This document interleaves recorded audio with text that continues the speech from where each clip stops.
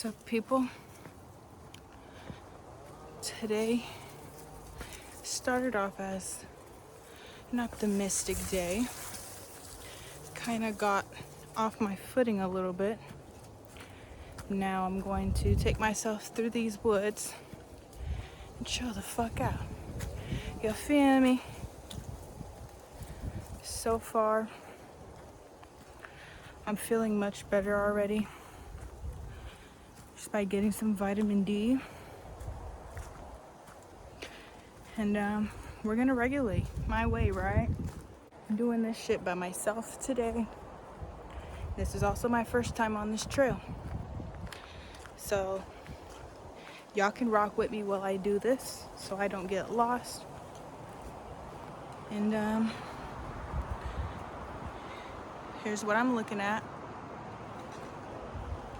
I already ran into one gentleman looking all sus outside of a gate. It's like, where are you going? I don't know. It's like, if you keep going that way, 200 feet that way, you'll find a nice lookout point. Mister. You ain't getting me today. I turned my ass around. So make sure I'm staying on the map, guys, while I'm on my daily journey of feeling better. Let's fucking get it. Today my challenge has been figuring out how to effectively communicate with different people, especially in the face of getting triggered by things. And I don't know really how to appropriately react when that kind of thing happens to me. So what do? Freeze up, look around and think a little bit. And then I tell myself, do I snap right now? Do I fucking snap? Or do I collect myself and think about what I'm doing? Shit. That mountain looks so freaking cool. This is what's on the back side. This is what's on the front side. It's awesome, guys.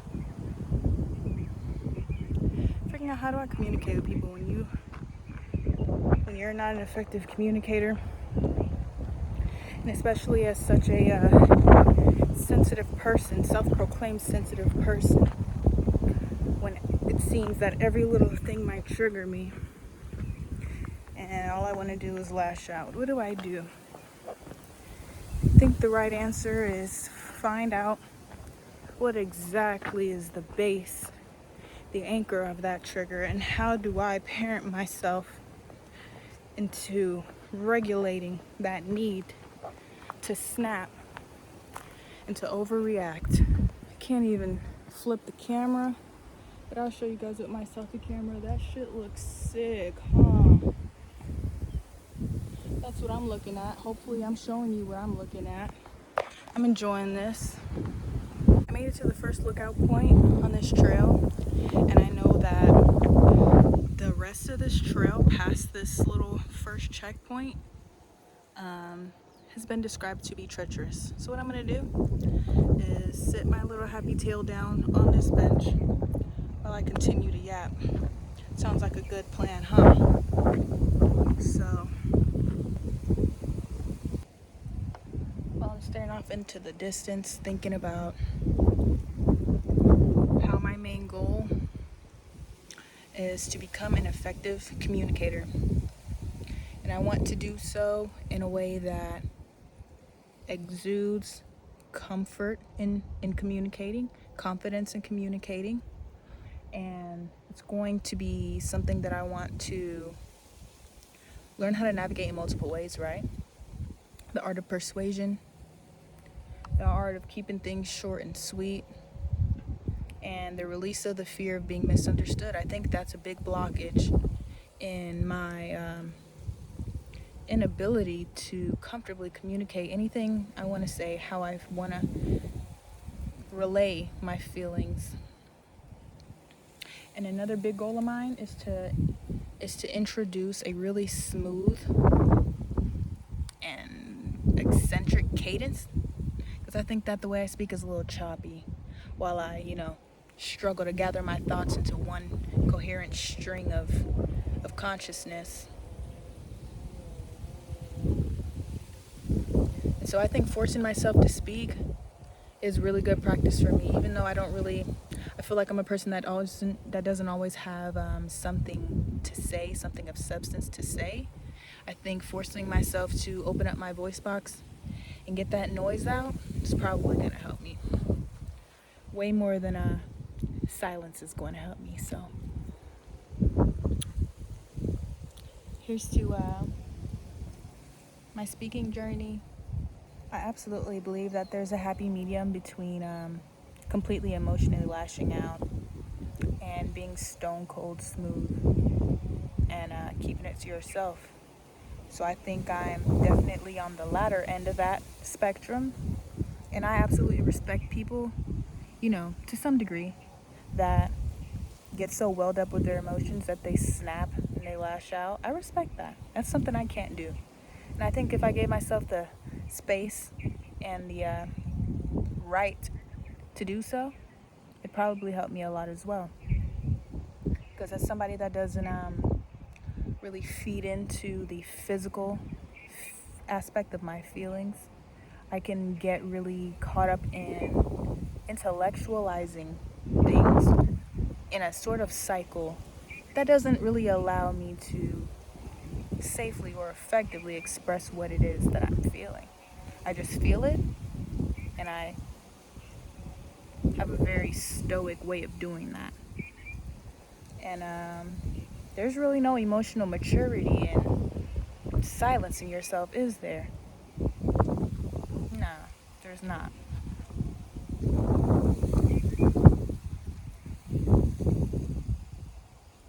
I feel like I'm young enough to give myself a pass to do the things I'm doing.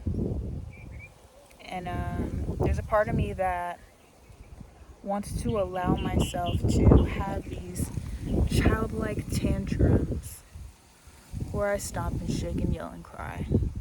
At least that's a step for me. Oh, look at those two monarchs. How beautiful.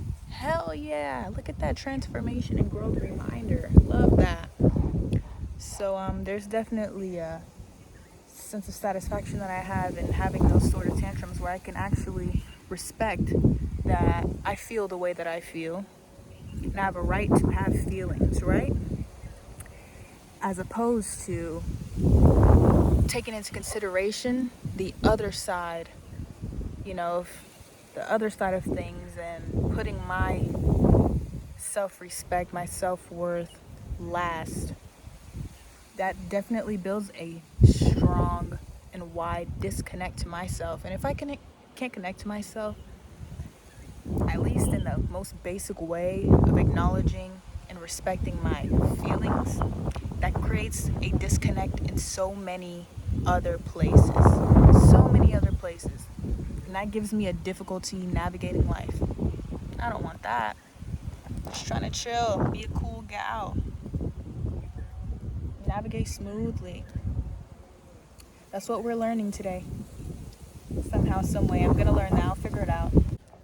I brought my journal here with me today, and this is probably one of my oldest journals.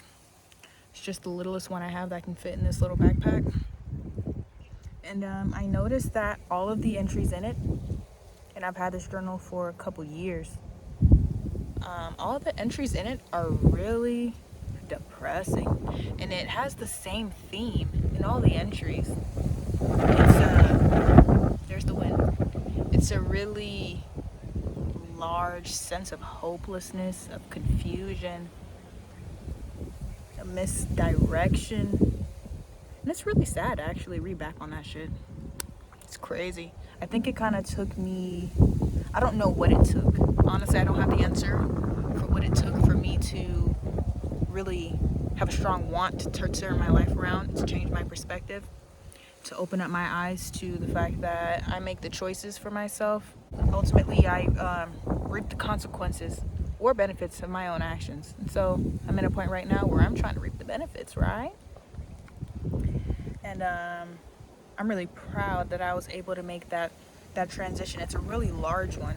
And I'm happy I made it so early on in my life to be able to use that and continue forward I think that if I were to have continued on that kind of really pessimistic and hopeless outlook, might as well just off myself. You know what I mean? What's the point in living if you're not going to enjoy it? There's options. And I really didn't want that option, because I always felt like that taking myself out was not an option. No matter how down I was, I had a strong reminder from my higher self that greatness is on the horizon, and that's why I'm still here. And get to enjoy cool ass shit like this. I can definitely credit my emotional immaturity to the reason why I didn't have a positive outlook on life, and I didn't have any excitement to continue. I had failure to thrive really early on. That's no way to start it out, guys. I found this little note to myself in my journal while I was going through like a little spiritual psychosis. And it low-key actually still applies, so I appreciate that. I feel like I'm gonna read it, because I feel like I can still take whatever I was trying to communicate to myself. It says, the segments of time in which we are pushing ourselves to stretch the barriers. These segments will transition with us. The timelines are parallel. Your vibration must match the frequency of the reality you wish to encompass. To raise your vibration, fill the lungs deeper with breath. Allow the armory to fall. You must be bare to touch the depths required to transition. When the lungs are empty and the body awaits the signal to begin again, this is the moment when new breath accompanies next instruction. The body cannot strengthen separate from the mind. Breath is life. Consider the sensitivity of the nerves. The body will repeat what is familiar. The plane of familiarity is not where ascension ensues.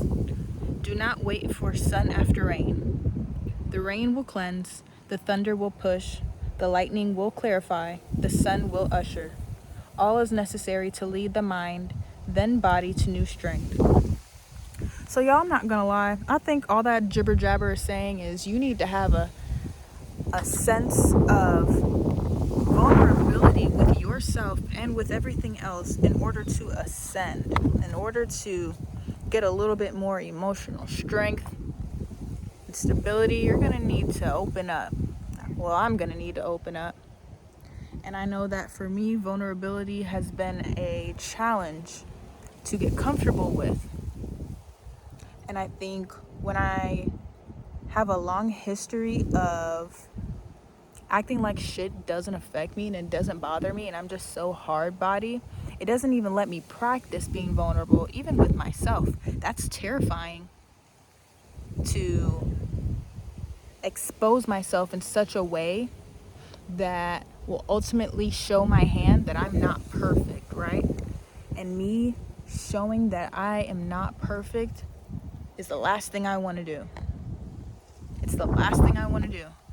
But, my newfound freedom lies in the truth that the expectation of perfection is a pressure that I apply to myself. I don't think anybody out there is expecting that of me other than me. And the freedom of allowing myself to do whatever, look however, say whatever, and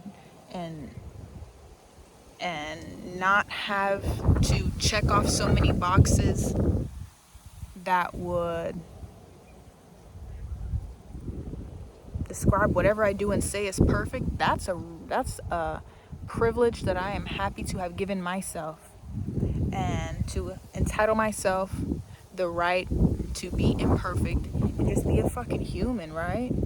I just want to be human, and I just want to live, and I just want to do goofy, silly ass shit and not worry about how it looks or sounds. Because I know that a lot of the things that I do and say, I'm usually alone, right? I'm usually by myself. So the things I do and say wouldn't even be in the viewpoint or an earshot of another person.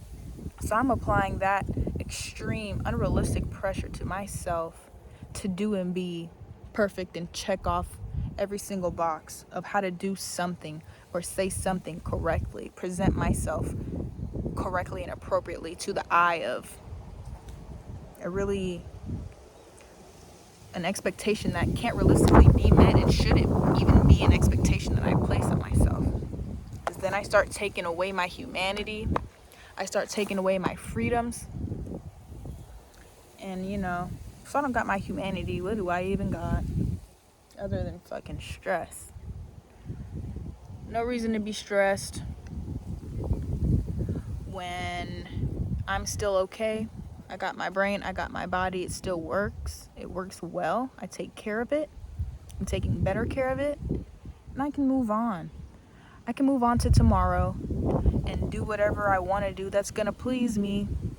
It's going to satisfy me. And that's going to progress me. I love that for myself.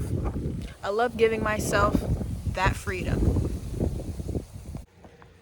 Part of my practice in ditching perfectionism also includes ditching shame. The shame is the underlying cause of me not being able to allow myself to exist in a way that pleases me, that fulfills me. And so a lot of my shame comes from me. Guys, like, I'm in the fucking...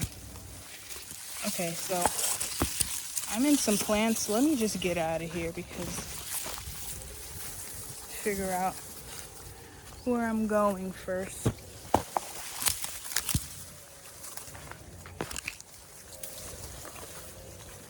All right, I'm in the clear. I like to work on being selfish and making a life for myself that I enjoy, for my pleasure, my satisfaction, and my own validation. Making a life with my own rules, because ultimately I'm the one that's living this bitch. So I'm gonna be the one that's enjoying it, right? And I don't enjoy unnecessary rules and ineffective expectations. So that can include my own expectations, and that can include societal expectations as well. That's no bueno for me. I'm trying to live a swaggy ass life. And I'm gonna make sure I put in the work to shed these habits and these tactics that I've developed kind of against my will, kind of willingly, but I no longer will myself to accept a life that doesn't serve me or habits that don't serve my desired lifestyle. Sounds good, doesn't it? Hell yeah, it does. Listen, as much jibber jabber as I've just given on this walk, sitting down thinking about, at the end of the day, still a regular ass bitch, right? And as much business talk as I can give myself and life coach myself into, growth, still a regular ass bitch. And I like to talk cash shit. I like to do normal stuff. I like to have fun. I like to be reckless. So long as it's in the safety confines of recklessness. With all that being said, I really enjoy the balance of me taking myself seriously and then doing a 180, being a little goofy bitch. It's the beauty of duality. And I'm happy to, see myself able to shed and discard that rigidity that I grew up with. And that really made me a miserable little girl. Like, it really made me miserable. And when I'm miserable like that, like such a hater, I can't connect to myself and I also can't connect to other people, and that gives me strained relationships, to where I really can't connect with people. That's also a direct effect of me not being able to communicate effectively how I want to. So in me allowing myself to be human, I'm gonna also allow myself to talk my shit. And if that upsets people, so be it.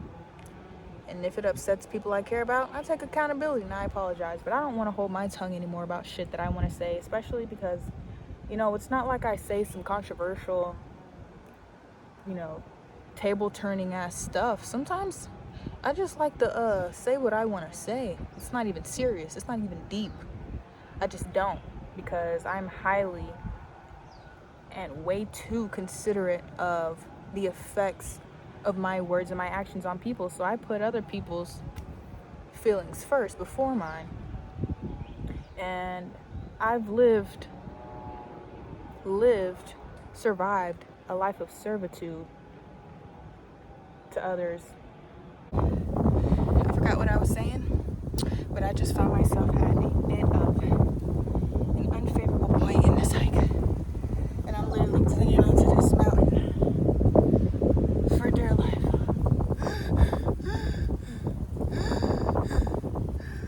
Look at the view though. Look at that. I'll figure out how the fuck I'm gonna get down. I don't know. Let's see. My calming, rejuvenating hike just turned into a fight for my fucking life. Oh my god.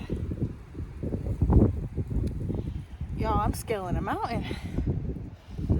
I ain't even got time to think about the shit I wanted to think about. I'm trying to make it out of here. I'm 5 miles in already. And a bitch is tired.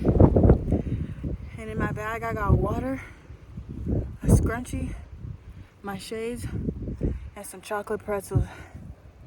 Oh. I had to sit down because I'm scared to stand up, because every time I stand up the wind be blowing me to and fro. Wish me luck. Alright. I'm done fighting for my life. That was like a little bit way too dangerous of a little relaxation trip that I thought I was gonna take.